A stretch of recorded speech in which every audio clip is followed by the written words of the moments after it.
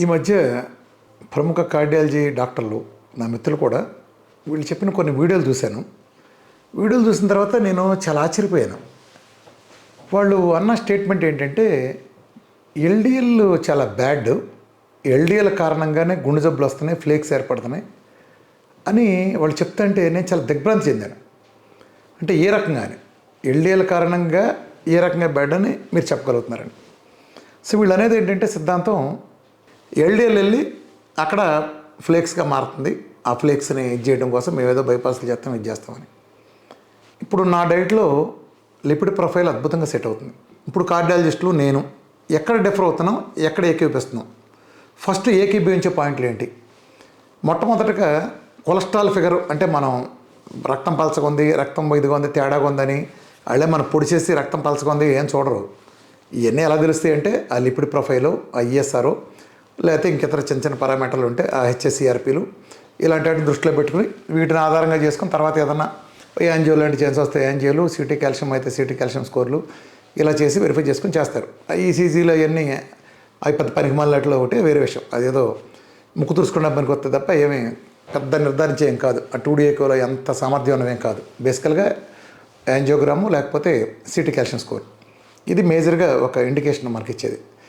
కానీ ఇక్కడ ఏం జరుగుతుందంటే మామూలుగా లిపిడ్ ప్రొఫైల్ కనుక తీసుకుంటే దాంట్లో మేజర్ కన్సర్న్ ఉండేది ఫస్ట్ ట్రైగ్లిజరైడ్స్.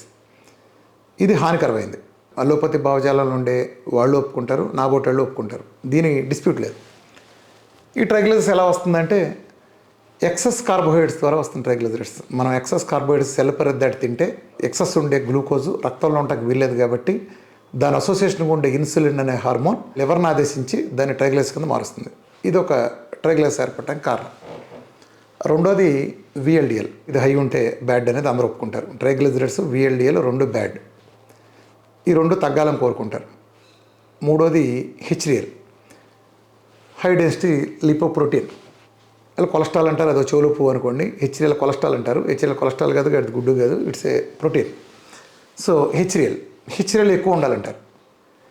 నా డైట్లో అద్భుతంగా మెరుగుపడుతుంది, నేను కూడా వాళ్ళకి వస్తాను, దాంట్లో తేడా ఏం లేదు. సమస్య ఎక్కడ వస్తుందంటే ఒక్కదాని దగ్గర నేను పూర్తిగా వాళ్ళతో విభేదిస్తాను. వాళ్ళు వచ్చేటప్పటికి మూడు చెడ్డయి, అంటే ట్రైగ్లిజరైడ్స్, ఎల్డిఎల్, విఎల్డిఎల్ మూడు చెడ్డయి, హెచ్డిఎల్ మంచిది అంటారు. నా వెర్షన్ ఏంటంటే ఎల్డిఎల్, హెచ్డిఎల్ రెండు మంచి, ఆ రెండు అసలు కొలెస్ట్రాల్ కాదు, ఆ రెండు proteins, just transporters. Triglycerides, VLDL bad అంటారు. నా డైట్తో ఏం జరుగుతుందంటే ఇప్పుడు డైట్ మీకు చాలా అలోపతి భాషలో చెప్పాలంటే చాలా హైలు ఉండేవి, అంటే ట్రైగ్లిజరైడ్స్ చాలా హై ఉండి, విఎల్డిఎల్ చాలా హై ఉండి, అట్లానే హెచ్డిఎల్ బాగా లో ఉంటాం. ఇలా జరిగిన దాన్ని మనం ఈ డిస్లిపిడిమియా కానీ లేకపోతే లిపిడ్ సంబంధించిన పెద్ద ఇష్యూగా పేర్కొంటాం. ఇప్పుడు నా డైట్ చేశారనుకోండి, చాలా మిరకల్గా రిజల్ట్స్ వస్తాయి. నా డైట్ చేస్తే ఏం జరుగుతుంది, విఆర్కే డైట్ చేయటం వల్ల ఏం జరుగుతుందంటే ట్రైగ్లిజరైడ్స్ అడ్డగోలుగా తగ్గిపోతాయి, మీకు మతిపోయి అంత వేగంగా తగ్గిపోతాయి. 100 జనంలో ఎత్తిన దశాబ్దాల పాటు స్టాటిన్ చేయలేని పని ఒక్క దెబ్బకు రోజుల్లో చేసి పారేస్తుంది. ట్రైగ్లిజరైడ్స్, విఎల్డిఎల్ ఈ రెండు బ్యాడ్, ఈ రెండు అడ్డగోలుగా తగ్గుతాయి. ఎల్డిఎల్, హెచ్డిఎల్ రెండు మంచి, రెండు పెరుగుతాయి. పక్కన టెస్టిమోనియల్ వేస్తాను, ఒక్కొక్క టెస్టిమోనియల్ నుంచి మీరు ఒక్కసారి చూడండి. మీకు కావాలంటే 1000 కాదు, ఎన్ని వేలు కావాలంటే అన్ని వేలు ఇస్తా. వచ్చిన ప్రతిదీ నేను చెప్పిన దానికి 100% కరెక్ట్ అని రుజువు చేస్తా, 100% కరెక్ట్ అయి తీరుతుందని. సో దాని నిదర్శనంగా మీకు పక్కన కొన్ని వేస్తాను టెస్టిమోనియల్. ఇప్పుడు మీకు వచ్చే చూడండి. దాంట్లో మీరు గమనించండి, డైట్కు ముందు హెచ్డిఎల్ తక్కువ ఉండేది పెరిగింది, ట్రైగ్లిజరైడ్స్ ఎక్కువ ఉండేది తగ్గింది. డైట్కు ముందు విఎల్డిఎల్ ఎక్కువ ఉండేది, డైట్ తర్వాత తగ్గింది. ఈ మూడు సరిగ్గా అలోపతి ప్రకారం కరెక్ట్గా వచ్చినాయి, అంటే తగ్గాల్సిన తగ్గినాయి, పెరగాల్సిన పెరిగింది. ఎల్డిఎల్ కూడా పెరిగింది. జాగ్రత్తగా గమనించండి. ఒకటికి 4 వేలు దెబ్బతిన్నాయి అనుకోండి, ఏదో సంథింగ్ డ్యామేజ్ వచ్చింది, ఇక్కడ ఇన్ఫెక్షన్స్ వచ్చినాయి, మీరు ఏదో ట్రీట్మెంట్ ఇచ్చారు, 3 వేలు కంప్లీట్ తగ్గిపోయి 1 వేలు కుళ్ళిపోయి రాలిపోద్దని ఎక్కడన్నా అసలు బుర్రన్నాడు ఎవడన్నా ఆ మాట అంటాడా? 4 వేళ్ళు ఉన్నప్పుడు 1 వేలకి మాత్రం బ్యాడ్ జరిగి మిగిలిన 3 వేలకు మాత్రం మంచి జరిగింది. ఈ 3 వేలకి ఒకే రకం మంచి చేసింది, అదే రకం దానికి దీనికి మంచిదా, దీనికి చెడు చేస్తుందా? ఎవరన్నా బుర్రుండి ఈ మాట అనగలరా? దీనికి హాని ఎలా చేస్తుంది? ఎల్డిఎల్ పెరగడం హాని ఎలా అవుతుంది? అసలు ఎల్డిఎల్ కొలెస్ట్రాల్ ఎలా అవుతుంది? ఒక్కసారి మీరంతా గూగుల్లో ఎల్డిఎల్ అబ్రివేషన్ కొట్టండి, low density lipo protein, it's a protein. ఎవరన్నారు కొలెస్ట్రాల్ అని? అసలు కొలెస్ట్రాల్ ఏంటి? అసలు మీరు దాని కొలెస్ట్రాల్ అంటావేంటి? అసలు కొలెస్ట్రాల్ బ్యాడ్ ఏంటి? ఎవరు చెప్పారు బ్యాడ్ అని? కొలెస్ట్రాల్ లేనిదే శరీరంలో ఏ ధర్మం మనకు జరగదు. అసలు మన శరీరం మొత్తం ఒక రకంగా చెప్పాలంటే కొలెస్ట్రాల్ బాడీ. ట్రిలియన్స్ ఆఫ్ సెల్స్తో మనం రూపొందించబడింది. ప్రతి సెల్ నిర్మాణానికి main raw material cholesterol. Hormones దగ్గర నుంచి ప్రతి తయారయ్యేది కొలెస్ట్రాల్తో. కిడ్నీ, బ్రెయిన్ దగ్గర నుంచి లివర్ నుంచి అనేకం రన్ అయ్యేది కొలెస్ట్రాల్తో. బాడీ అంతా కొలెస్ట్రాల్ లేనిది ఏ విధులు లేవు, సెక్సువల్ హార్మోన్స్ లేవు, ఏమీ లేనప్పుడు కొలెస్ట్రాల్ అసలు బ్యాడ్ అంటే ఏంటి? కొలెస్ట్రాల్ వెళ్ళి ఫ్లాక్ అవటం. ప్రపంచంలో గీతల మల్లేసే డైలాగ్ ఏంటంటే కొవ్వు వెళ్ళి ఫ్లేక్గా మారింది. కొవ్వు వెళ్ళి ఎలా ఫ్లేక్గా మారద్దండి? జాగ్రత్తగా గమనించండి. కొవ్వు అంటే ఓ బ్లఫ్ కలర్లో మన పొట్టలో చూస్తే ఒక ట్రైగ్లైసర్ చూసుకోండి. వెన్నపూసలు అంటే ఒక కొవ్వు లాంటి పదార్థం, ఒక ఆయిల్ ఫ్యాట్ లాంటి ఒక పదార్థం. రక్తం వేడిగా ఉంటుందా చల్లగా ఉంటుందండి? రక్తం వేడిగా ఉంటుంది.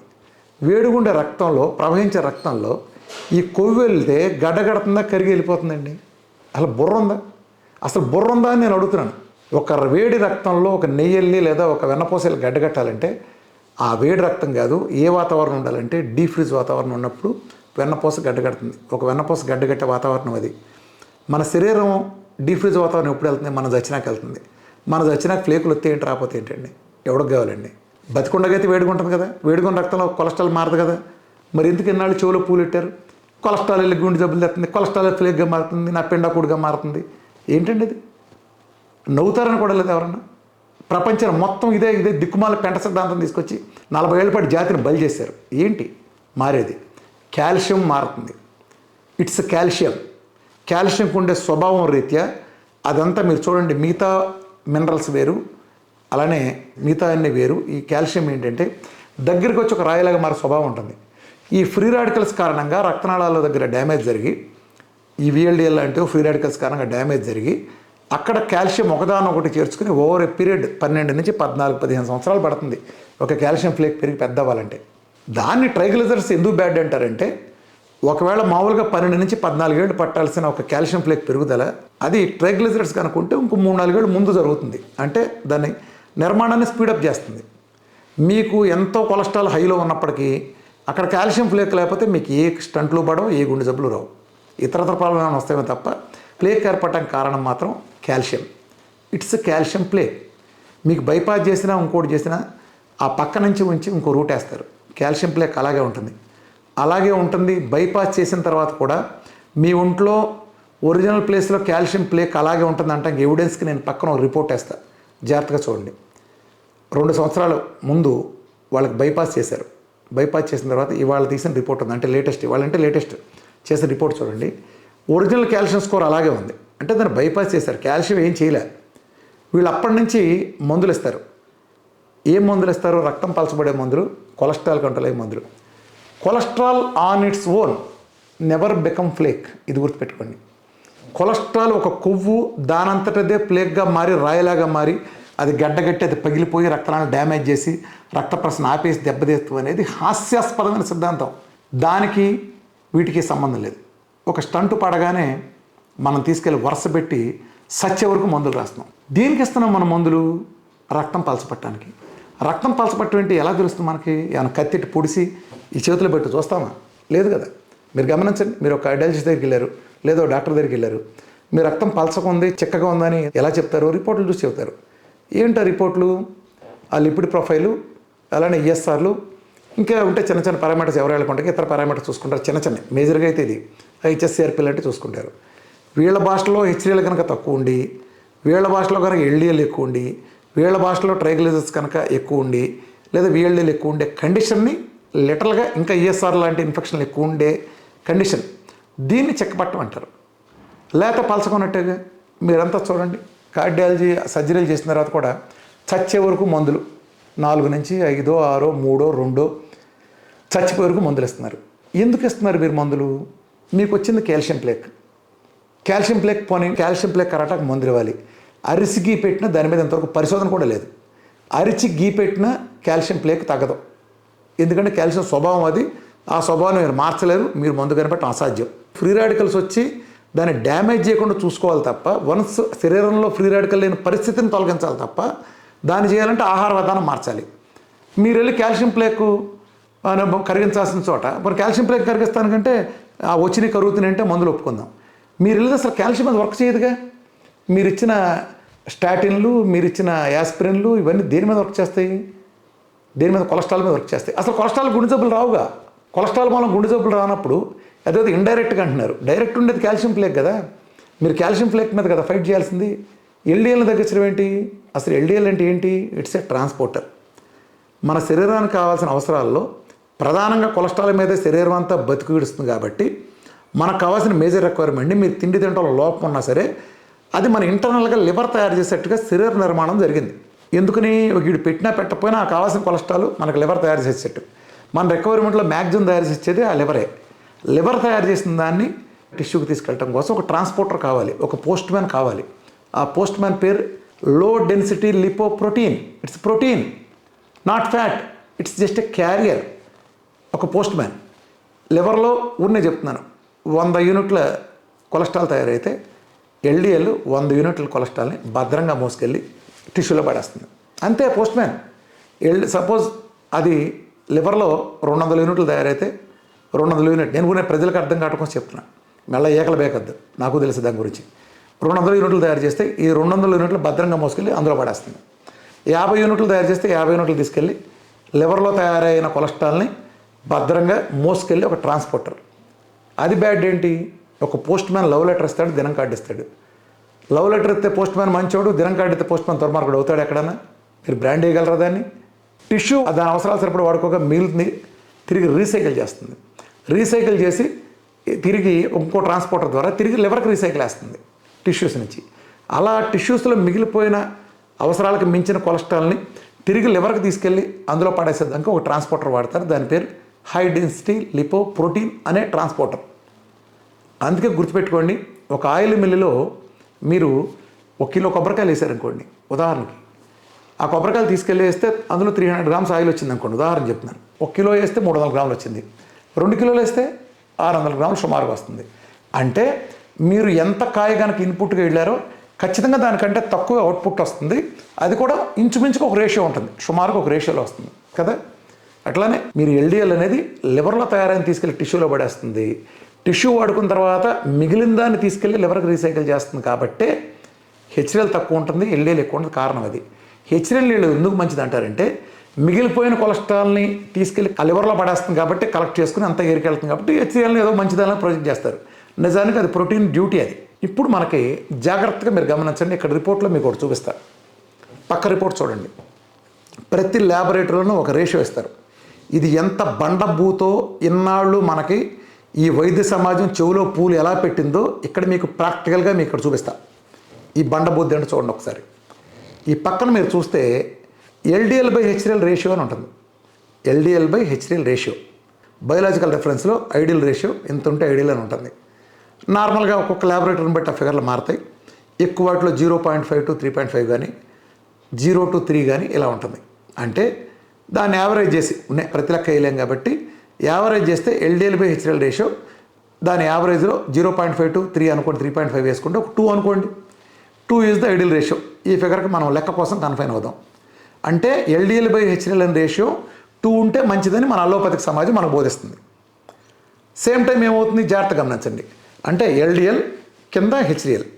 LDL కింద డినామినేషన్లో 50 ఉంటే HDL. LDL ఎంత ఉండాలి? రేషియో కరెక్ట్ అవ్వాలంటే 100 ఉండాలి. అంతే కదా, అప్పుడే కదా 2 అనే రేషియో మెయింటైన్ అయ్యేది. అంటే 100/50 = 2. ఇది ఐడియల్ రేషియో. ఇప్పుడు మనం మంచి కొలెస్ట్రాల్ అయినా HDL పెరగాలని అందరూ కోరుకుంటారు, కార్డియాలజిస్టులు మనం కూడా.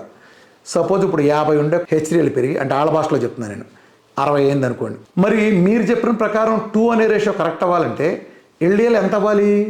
60 అనేది HDL ఉన్నప్పుడు 2 అనే రేషియో మెయింటైన్ అవ్వాలంటే LDL ఎంత ఉండాలి? రేషియో కరెక్ట్ అవ్వాలంటే 120 ఉండాలి. అప్పుడే కదా 2 అనే రేషియో మెయింటైన్ అవుతుంది. అంటే మీ రేషియో కరెక్ట్ అయితే ఇది 10 పెరిగితే 20 పెరుగుతుంది, అప్పుడే రేషియో మెయింటైన్ అవుతుంది. మీరే చెప్పారు కదా రేషియో అని. కానీ మీరేమంటున్నారు ప్రాక్టికల్గా వచ్చేటప్పటికి LDL ఏమో తగ్గాలంట, HDL ఏమో పెరగాలంట. గీదల మల్లేశ్వరుడు కూడా నవ్వుతాడండి ఇలాంటి సిద్ధాంతాలు చెబితే. ఎప్పుడైనా కారు ముందు టైర్లు వెనక టైర్లు ఒక రేషియో, ముందు టైర్లు ముందుకు వెళ్తే వెనక టైర్లు కూడా ముందుకు వెళ్తాయి, వెనక టైర్లు వెనక్కి వస్తే ముందు టైర్లు కూడా వెనక్కి వస్తాయి. ఇది ఒక పద్ధతి. మీరు ఎక్కడైనా వెనక టైర్లు వెనక్కి ముందు టైర్లు ముందుకు వెళ్తాయండి? అసలు ప్రకృతిలో కుదురుతుందా అది? అసలు నేచర్ కుదురుతుందా? ఓ పక్క రేషియో 2 ఐడియల్ రేషియో అన్నారు, అసలు రేషియో ఎప్పుడు ఇస్తారండి? ఒక మంచి కానీ చెడు కానీ ఒక మోతాదులో జరిగినప్పుడే మీరు రేషియో ఇస్తారు. అలాంటప్పుడు మీరు రేషియో ఇవ్వకుండా ఉండాల్సింది. దీన్ని బట్టి అర్థమైందా? ఇన్నాళ్ళు మన చెవుల్లో ఇంతంత కాలీఫ్లవర్ ఎలా పెట్టారో మీలో లిపిడ్ ప్రొఫైల్ తీసుకున్న ప్రతి రిపోర్ట్ని మీరు వెరిఫై చేసుకోండి. ఈ చెవులో పువ్వు కార్యక్రమం అక్కడ ఉంటుంది. ఈ చెవులో పువ్వు కార్యక్రమం అక్కడ ఉంటుంది. LDL/HDL ఐడియల్ రేషియో ఇది సో అండ్ సో 2 కాకపోతే 3 అనుకోండి. ఇది 1 అయితే అది 3 రెట్లు అవ్వాలి. మరి తగ్గాలంటారేంటి? ఇది పెరిగితే అది పెరుగుతుంది, అది తగ్గితే ఇది తగ్గుతుంది. When you call it ratio. కానీ ఇది పెరిగి అది తగ్గాలని మళ్ళీ రేషియో ఉండాలని వీరాంజనేయ నాస్తిక సమాజం లాగా ఉందండి మీరు చెప్పేది. ఉంటే వీరాంజనేయ భక్తి సమాజం ఉంటుంది, లేదా నాస్తిక సమాజం ఉంటుంది. వీరాంజనేయ నాస్తిక సమాజం అక్కడ ఉంటుందా? ఇలా ఉంటుంది మీరు చెప్పే సైన్స్. వీళ్ళు ఇప్పటివరకు అలోపతిక్లో LDL చెడ్డది అని వీళ్ళు చెప్పేదంతాకి నేను 2 రోజులు మీకు చూపిస్తున్నా. ఒకటి వాళ్ళ రిపోర్ట్ నుంచే నేను చూపిస్తున్నా. వాళ్ళు చేసిన భయంకరమైన ఇన్నాళ్ళు ప్రజల చెవులో ఇంతంత పెట్టిన క్యాలీఫ్లవర్ గురించి చెప్తున్నా. ఒక క్యాలీఫ్లవర్ LDL/HDL రేషియో ఇచ్చినప్పుడు LDL పెరగాలి, HDL పెరగాలని సెన్స్ ఉండాలి. ఇది పెరిగితే అది పెరుగుతుంది, అది తగ్గితే ఇది తగ్గుతుంది. అప్పుడే రేషియో మెయింటైన్ ఒక సెన్స్ ఉండాలి. ఇది పాయింట్ నెంబర్ 1. అంటే వాళ్ళే కన్ఫర్మ్ చేశారు ఇది కరెక్ట్ అని. కానీ ప్రాక్టికల్గా మనకు వచ్చేటప్పుడు చెవులో పువ్వు పెడతారు. అబ్బాయి LDL తగ్గాలయ్యా, ఇది పెరిగిపోతే అది పెట్టాలి ఇది పెట్టాలని. ఇది చెవులో పువ్వు నెంబర్ 1. చెవులో పువ్వు నెంబర్ 2 నా రిపోర్ట్లో ఉదాహరణ. ఒక డైటు అద్భుతమైన డైట్ చేస్తే వీళ్ళు ఏదైతే బ్యాడ్ అని ఏదో 150, 200, 300 కనిపించగానే ఇట్లా గుండెలలో బాధేసుకుని HDL తగ్గానే బాధేసుకుని కొలెస్ట్రాల్ డ్రగ్స్ పెడతారు కదా. ఈ శతాబ్దపు అత్యంత నీచపు డ్రగ్ అని స్టాటిన్ డ్రగ్లు పెడతారు కదా. ఈ డ్రగ్లన్నీ ఏంటంటే 100 రోగాలను తీసుకొస్తాయి. గుర్తుపెట్టుకోండి, అల్లోపతి ఐడియాలజీ భావజాలం ఎలా పనిచేస్తుందంటే ప్రోటోకాల్లు సర్జరీలు ఎన్నో అద్భుతం, చేతులైతే నమస్కారం పెడదాం. అదంతా అద్భుతమైన సైన్స్. ఈ స్కాన్లు లోపలికి వెళ్ళటం, ఈ కార్డియాలజిస్టులు చేసే పనులు, గ్యాస్ట్రాంటాలజిస్టులు, ENTలు, డెంటల్లు, మొత్తం చేతులెత్తి నమస్కారం పెడతాం దేవుళ్ళు. ఇది అద్భుతమైన సైన్స్. ఈ సైన్స్ ముసుగేసుకున్న దొంగలు ఇలా మందుల రూపంలో వచ్చేది అక్కడ డయాబెటీస్లో చేస్తున్నారు. కార్డియాలజీ అంతా బాగున్నా కానీ ఈ మందుల విషయంలో ఎంత ద్రోహం జరుగుతుందంటే మీరు లెక్కేసుకోండి. ఇవాళ ఒకసారిగా వచ్చిన వాళ్ళకి ఈ మందులు ఇవ్వటం అంటే ఇప్పుడు LDL బ్యాడ్ అనే బ్రాండ్ వేసేసి మంచిదైన LDL బట్టి బెడ్ ఐటమ్ వలన మీరు మందులు రాస్తున్నారు. ఏం చేస్తాయి ఈ స్టాటిన్లు? ఒళ్ళు గోళ్ళ చేసి సర్వనాశనం చేస్తాయి. ఆ పెంట డ్రగ్స్ మొదలెట్టిన దగ్గర నుంచి ఒళ్ళు నొప్పులు బిగినవుతాయి. మీరు చూసుకోండి, ఎవడైనా సరే అప్పటిదాకా బాగున్నాడు కాస్త విత్ ఇన్ షార్ట్ పీరియడ్ వాడు డయాబెటీస్కి మారిపోతాడు. డయాబెటీస్లు, BPలు, సుమారు 60 రకాల మాయ రోగాలకు ఆలవాలమయ్యే పెంట జబ్బులు మొత్తం ఈ మొదట మందులు తీసుకొచ్చి మన నెత్తిన పెడతాయి. అసలు పర్పస్ దమ్మిడి కూడా నెరవేరదు. వ్యాక్సిన్ ఎంచుకుంటే కరోనా రాదు అంటాం, ఎంత నిజమో ఇది కూడా దాన్ని మించిన క్యాలీఫ్లవర్. చెవులో పెట్టిన అతిపెద్ద క్యాలీఫ్లవర్. మీరు గుండె జబ్బులకి ఇచ్చిన మందులు ఇస్తే గుండె జబ్బులు రావా? వచ్చేది కాల్షియం పెరగబట్టి, కాల్షియం ప్లేక్. దాన్ని కరిగించడానికి మందులు లేవు. మీరు ట్రైగ్లిసరైడ్స్నో దేన్నో లేదా ఫ్యాట్ని కంట్రోల్ చేస్తామని దాంతో ఏం కంట్రోల్ చేస్తాయి? ఏం చేస్తారు? స్టాటిన్ అయితే చచ్చేవరకు వేసుకోవాలా? ఏమైందండి ఇప్పుడు ఒక అతనికి ట్రైగ్లిసరైడ్స్ ఒక 700, 800 ఉంది. 700 మీరు ఆ 150 లోపు తేవాలి. అదే కదా మీరు గుండెలు బాదుకునేది, లేకపోతే పోతాడని. ఇదిగో నా పక్కన ఉంటే చూడండి, నేను పెడుతున్నా ఎంత తగ్గుతుందో ట్రైగ్లిసరైడ్స్. ఒక 4 పెడుతున్నా చూడండి. ఈ దెబ్బకి 15 రోజుల్లోనూ, నెల రోజుల్లోనూ ఇట్లా చిటికేసినట్టు తగ్గిపోతుంటే జస్ట్ ఇంట్లో పెళ్ళం పెట్టేదో లేకపోతే అమ్మ పెట్టేదో ఆహారంతో దెబ్బ తగ్గిపోతుంటే ఎందుకు వాడాలండి మీ మందులు? అసలు చచ్చేవరకు ఏంటండి? ఏం మందులు? చచ్చేవరకు మందులు ఆడటమే నాన్ సెన్స్. అంటే రోగిష్టాడుగా బతకాలా? ఓకే, మీ ప్రాబ్లం ఎక్కువైంది, లిపిడ్ ప్రొఫైల్ తేడా చూసి మీరు రక్తం తేడా ఉందన్నారు. ESR ఎక్కువ ఉంది, మీ గుండెతో తేడా వచ్చేసింది. CRP ఇన్ఫెక్షన్ చాలా ఉంది, మీ గుండెలో తేడా వచ్చింది. పక్కన పెడుతున్నా చూడండి. ఒక డైట్ మీ స్టాటిన్లు, మీ ఆస్పిరిన్లు మీ పెంట కుప్పలో పారేస్తే, జస్ట్ డైట్ చేస్తే అత్యంత తక్కువ వ్యవధిలో కళ్ళు తిరిగి కింద పడే రికార్డు వ్యవధిలో HSCRPలు ఏ స్థాయి నుంచి ఏ స్థాయికి ఇంట్లో ఉండే ఆహారం, భార్య పెట్టే ఆహారం, ఇంట్లో ఆహారం ఎలా తగ్గిస్తున్నా చూడండి. మీ ప్రాబ్లం ఏంటి? ESR తగ్గాలి, తగ్గింది చూడండి. ఇగో టెస్ట్ మనలు. మీ ప్రాబ్లం ఏంటి? HSCRP కంట్రోల్లో ఉండాలి, ఉందో చూడండి. మతిపోయేంత స్పీడ్తో వాయు వేగంతో ఒక్క మందు వాడకుండా ఇంట్లో ఆహారంతో వాయు వేగంతో తగ్గిపోయింది చూడండి. మీ ప్రాబ్లం ఏంటి? HDL పెరగాలి, ఇదిగో 100 పైన పెరిగినాయి. 70 ఏళ్ళ ముసలింలకి ఏంటి అథ్లెట్ పెర్ఫార్మెన్స్ చేస్తే కానీ HDL పెరగదు. ఏదో ఎక్సర్సైజ్ చేయాలి, ఫిజియో తొక్కయేం అసలు సింపుల్. ఇంట్లోకి వచ్చిన ముసలమ్మకు వస్తుంది 100 డైట్ చేస్తే. 90, 70, 80, 100 ఇలా వచ్చేస్తుంది అంతే సింపుల్. VLL ఎంత ఎక్కువ ఉంటే ఏంటి? ఆఫ్టర్ ఆల్ 4 అంకెలు ట్రైగ్లిసరైడ్స్. ఆఫ్టర్ ఆల్ దెబ్బకి డబుల్ డిజిట్. ఎందుకు 1 మంత్ 20 రోజులు, 15 రోజులు చాలా ఎక్కువ. అసలు 15 రోజులు చాలు మాట్లాడితే. VLDL తగ్గిపోద్ది, చక్కగా LDL పెరుగుతుంది. ఏం కావాలి? గుండెకి సంబంధించి VRK diet is the best heart friendly. గుర్తుపెట్టుకోండి. కాల్షియం ప్లేక్ వచ్చినందుకే మీకు ఇందాక రిపోర్ట్లో కూడా చూపించాను. కాల్షియం ప్లేక్ అలాగే ఉంటుంది, దాన్ని ఏం చేయం, పక్కనేదో బైపాస్ చేసుకుంటాం, అయిపోయిందిగా. అట్లానే మీరు కొలెస్ట్రాల్ ఫిగర్ చూసారు, ఏదో మందులు ఇచ్చారు, మీరు అనుకున్నట్టు HDL మీరు పెట్టిన రేంజ్లో ఉంది, మీ LDL మీరు పెట్టిన రేంజ్లో ఉంది. అంటే మీ భాష ప్రకారం చూసుకున్నా, పోనీ మీరు మందులు వాడు ఇంకోటి చేసాం ఆహారం చేశారు. ఆ తర్వాత ఇంకెందుకు మందులు వాడాలండి చచ్చే వరకు? మీ ESR నార్మల్ ఉంది, HSCRP మామూలు ఉంది, ఎందుకు వాడాలో పేషెంట్? పోని అలా వాడితే ఉన్న గుండె జబ్బులు రాదా? మీకు తెలియదా? నేను మిగిలిన వాళ్ళందరినీ నేను ఏమీ కామెంట్ చేయను. కానీ యూట్యూబ్లో ఇంత నాలెడ్జ్ ఉండే మీరు ఆ మెడికల్ బుక్స్, మెడికల్ మాయాజాలం ప్రభావంలో పడి ఇలాంటి మీరు పబ్లిక్లో చెప్తే మిమ్మల్ని గుడ్డిగా నమ్ముతారండి ప్రజలు. ఒక కార్డియాలజిస్ట్, ఒక డాక్టర్ ముందుకు వచ్చి సొసైటీలో ఒక పబ్లిక్ వీడియో చేసి HDL ఏంటిది, కొలెస్ట్రాల్ ఎలా వస్తుందంటే నమ్మేస్తారండి. దురదృష్టవశాత్తు గ్రాఫులు కూడా మీకు అనుగుణంగా తయారు చేసి ఉంటాయి అలోపతిక్ భావజాలంలో. ప్రపంచం అంతా మారిపోయిందండి. కొలెస్ట్రాల్లో ఇది నో లాంగర్ కన్సర్న్ అని చెప్పేసినా కూడా ఇప్పటికీ దీపక్ అనే కార్డియాలజిస్టు ఒక గేదల మలేసే సిద్ధాంతం చెప్తాడు. బెంగళూరులో ఉండే దీపక్ అనే కార్డియాలజిస్టు ఇంటర్మీడియట్ కూడా నవ్వుతాడు అతని సిద్ధాంతం చూస్తే. వారం రోజులు నెయ్యి వేసుకున్నాడంటే ప్లేక్ వచ్చిందంటే అతను ఫేస్బుక్లో పోస్ట్ పెడుతున్నాడండి. వారం రోజులు, 10 రోజులు, నెల రోజులు నెయ్యి వేసుకుంటే అసలు ట్రైగ్లిజరైడ్స్ ఫ్యాట్ కింద మారుతాయా? ట్రైగ్లిజరైడ్స్ లోపల ఫ్లేక్ కింద మారుతుందా? భయపడుతున్నామండి ప్రజలు.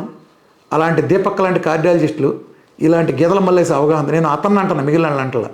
అతను ఓపెన్గా బహిరంగంగా బరి తెగించి ఫేస్బుక్లో బెంగళూరు చెందిన ఆ కార్డియాలజిస్ట్ అలా పెట్టాడంటే అంటే ఓ నెల రోజులు నెయ్యి వేసుకున్నాడంటే ప్లేక్ వచ్చింది చూపిస్తున్నాడు.